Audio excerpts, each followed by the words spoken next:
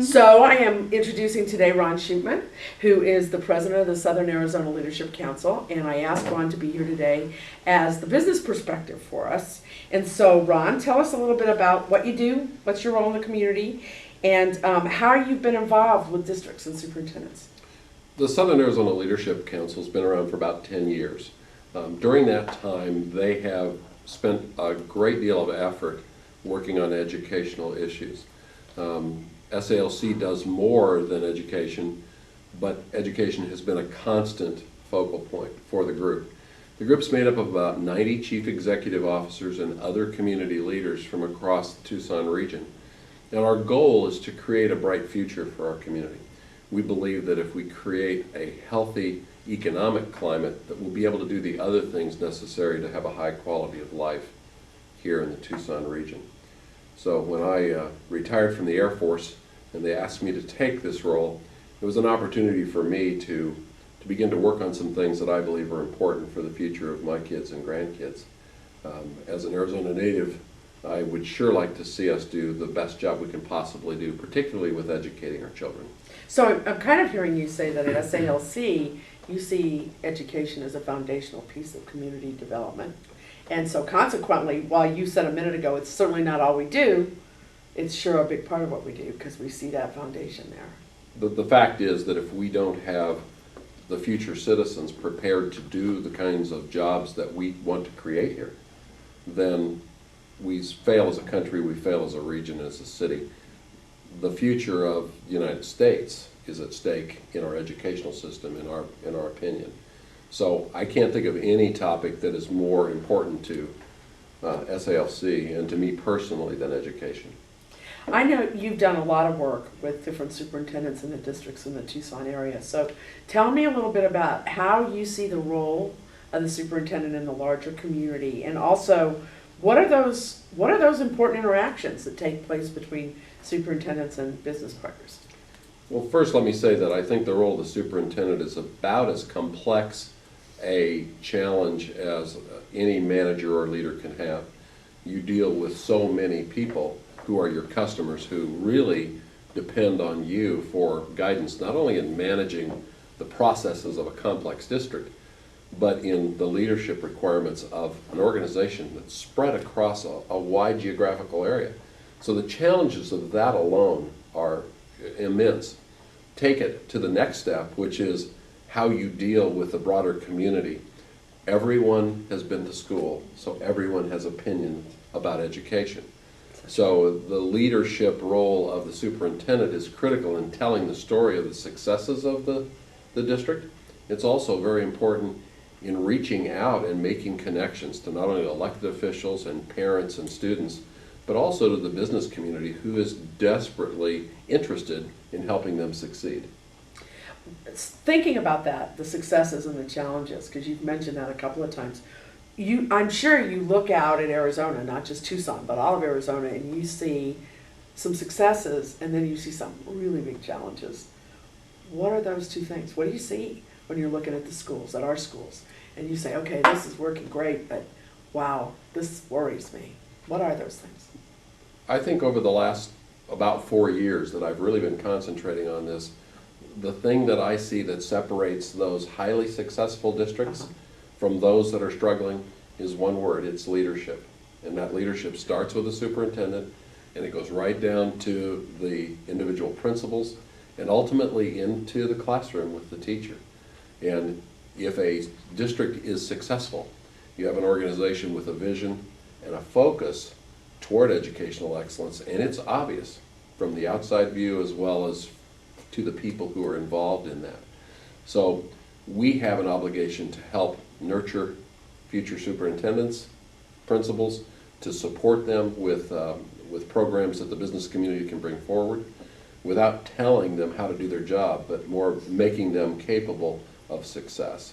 So you're, if I'm hearing you correctly, you're saying that really successful district has strong leadership, and on the flip side of that, when there are real challenges in the district, it sometimes is then the leadership issues that are causing the challenges. You're seeing both sides of that. There's no question in my mind. Yeah, yeah. That's a great I'm so glad you brought that up, because frequently when we have conversations about education, particularly public education, the very first thing we hear when it comes to eliminating things in districts is we hear about eliminating some of the leadership positions. And I'm not turning this into a financial question by any means, but I really appreciate your point that building capacity for leadership throughout the district is critical. Because that's what I see. I see it in teachers, I see it in principals, I see it in superintendents, I see it in board members, and that's a real challenge for a lot of superintendents. I think all of those people are critical in the process, but leadership challenges in the particular position of superintendent are very, very high. Yes. I mean, you have so many audiences to reach out to and to deal with, many of whom don't really understand the challenges that they face. I came out of the United States Air Force where I thought I had some bureaucratic constraints. Yeah. When I began to interact with our superintendents, I discovered that I had complete free will to do what I wanted to do compared to what they deal with. So we have constrained those people's ability to lead by all the rules we put on them. And I would certainly be in favor of reducing the amount of control and allowing people to use their initiative and their own abilities to lead our schools forward. Because until we get it down to the lowest level, what happens in that district, in that school, in that classroom, where people can use their own ideas and their own initiative, I don't think we'll be as successful as we could possibly be. That's probably true, because like you said, it hinges on leadership. It does. I know at SALC you've done a lot of work in trying to bring educators and business people together, superintendents, several seminars this past year to do that. What do you see as the best ways for those groups of people to work together? When you have educational leaders and business leaders, what are some of the ways that they can be most successful in that challenging work that you've been describing so well?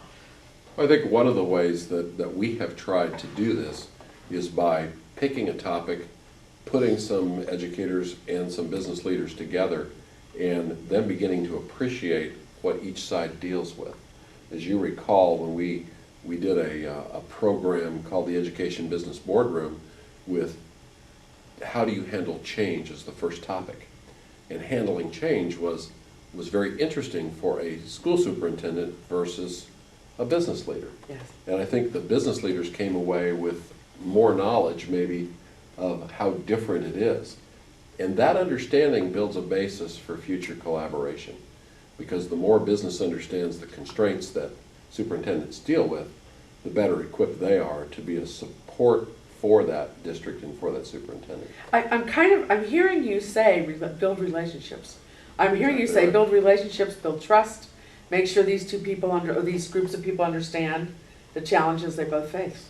Interesting, because when Dr. Petticone was talking with us about within school districts, he spoke a lot about trust and relationships. So you're saying the same thing. You're saying reach out, build those relationships, understand each other, then you can help each other.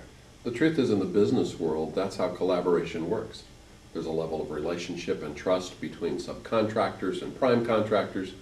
There's a level of trust between leadership in a corporation and its employees, and it's no different on the school side from that perspective. Yeah. Both require strong leadership and both require the ability to build relationships. Yeah. And leadership today isn't necessarily about authority. It's about the ability to get others to buy into your ideas, whether you have authority over them or not. It's really about influence. It's Yeah. about influence, because that's Yeah. that's how you define it in my mind. Yeah, yeah. So probably some of the people who are going to listen to this are going to be people who are preparing for the superintendency or novice superintendents. Those are two pretty good, I could probably predict those two audiences for sure. So if you were to say, I have some just few words of advice about good ways to build those relationships between the education community and the business partners, or the education community and the broader community, where do they start? What's a good place to start? What would you tell them? Well, you can't do it all in one day, that's for sure. Clearly, they have to be effective and efficient managers of their districts. because that provides a basis for giving them a little bit of credibility with the business community. You know, and they have to be able to articulate those things. But then they have to understand that they have a marketing responsibility for themselves and their district. That marketing responsibility is down into their district in an internal way, and it's out to the broader community, including the business community, and both sides are equally important. So you can't become overly focused either internally or externally. So I would say balance and outreach, and understand that your role as a leader of that district is to engage your community. It's equally important to the engagement you do internally to your district. I just was picturing one of our novice superintendents in our mind, and that had been his question, and I wish that you had been sitting there with him instead of me to say that, because it would have helped. I was not able to phrase that as well. Any other things that you would say to someone who's preparing for the superintendency that I haven't asked you already, or that you'd want to convey to us about the business education relationships? Obviously, business leaders are return on investment and success oriented. So the more success you have in educating the children, the more support you're going to have from the business community. So you've got to take care of business. And taking care of business means taking care of your teachers. In my mind, there's no more important person in this whole equation than that person we stand in front of the children to be educated. So make sure you're taking care of your teachers who really do the job of educating the children. With that in hand, you can get a lot of support from the business community on the other needs that you have. Perfect. Thank you so much. It was my pleasure.